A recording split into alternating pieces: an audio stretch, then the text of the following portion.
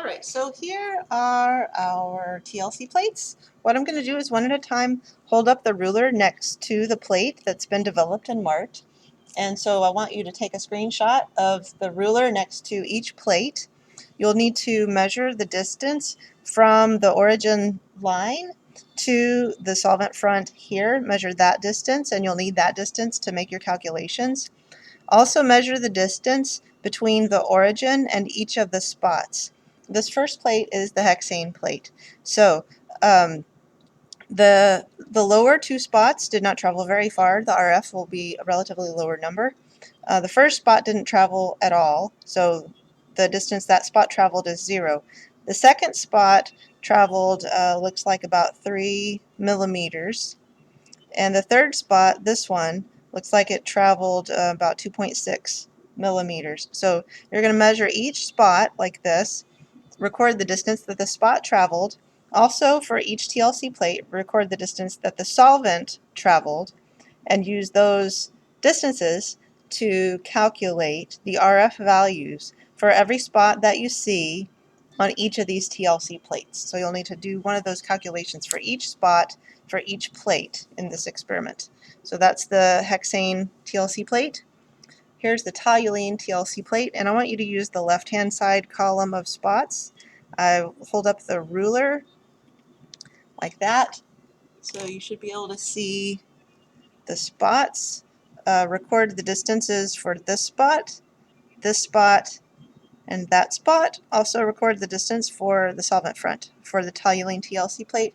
Again, the toluene is the solvent that gives the best separation. That's the solvent that we'll use in the further experiments.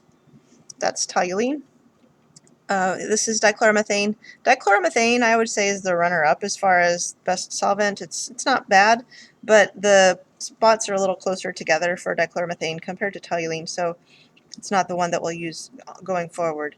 So here's the ruler next to the dichloromethane TLC plate. So measure the distance to the solvent front. You can take a screenshot of that and take your time looking at it carefully.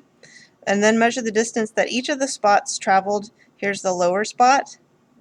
Measure to the middle of the spot and calculate it in millimeters.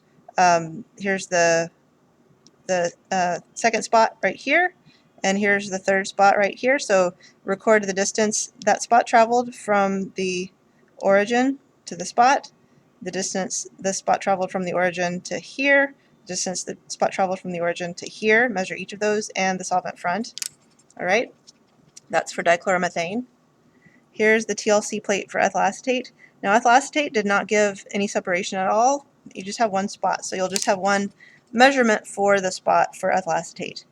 So again, measure the distance from the origin to the center of the spot, and measure the distance from the origin to the solvent front for ethyl acetate. You'll need that measurement for your lab report. And then here's the methanol TLC plate.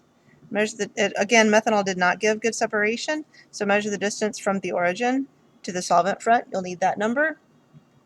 And measure the distance from the origin to the center of this spot, and you'll need that number to calculate your RF value for methanol.